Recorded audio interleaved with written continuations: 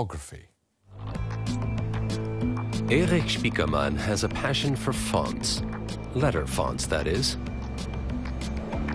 The typeface designer knows more about them than just about anyone else. He immediately identifies what era they come from. For example, the Alexanderplatz station sign in Berlin. It has a hint of Art Deco. If you look at the E, you see the middle bar is lower than usual. This one has a bit of the character from the time when Alexanderplatz was the center of Berlin. And you can still sense that in the typeface.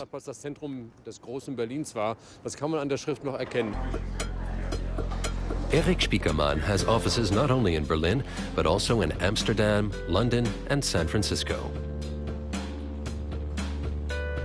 Spiekermann designed the typeface used by German car manufacturer Audi. A few years ago, he redesigned the magazine The Economist. Since it traded in its old layout for a new one, its sales have doubled.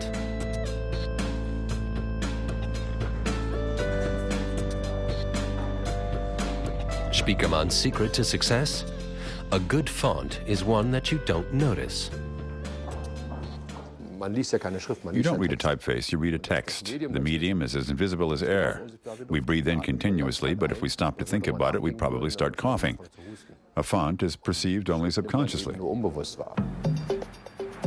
Back in the 1980s, Erik Spiekermann described how the lettering on restaurant signs subliminally affects us. The words are written in spaghetti type or letters spread out like pizza dough. The Greeks use angular letters, which remind us of ancient inscriptions. A pub that wants to be seen as traditionally English goes for old-fashioned lettering and hand-painted flourishes. Analyzing and exploring typefaces has remained Erik Spiekermann's passion to this day.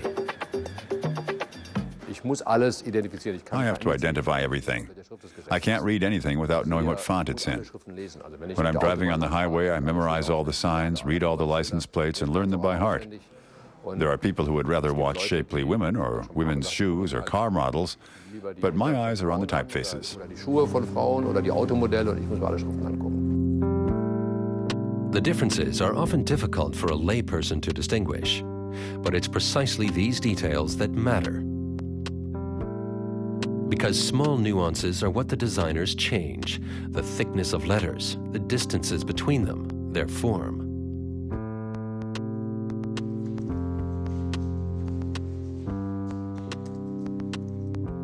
It often takes months for Erik Spiekermann and his team to develop a completely new font. 90% of a typeface looks like all the others.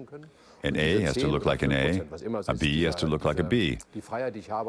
But this 10 or 15% leeway I have as a designer is what I use to get a certain tone and to create distinctions.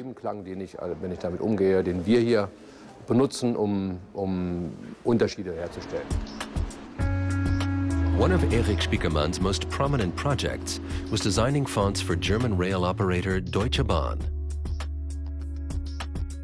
Letters with little individuality, but which are effective due to their familiarity. The Deutsche Bahn font is a large family of typefaces. Typefaces with little feet, typefaces for long texts or short texts for different schedules. They have to be effective, and they are all the voice of Deutsche Bahn. And Erik Spiekermann has another passion: fonts which provide orientation. After German unification, he developed the sign system for Berlin's transportation network.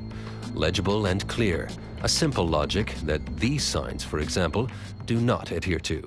The tourist orientation system in Berlin has too many arrows pointing in the wrong directions.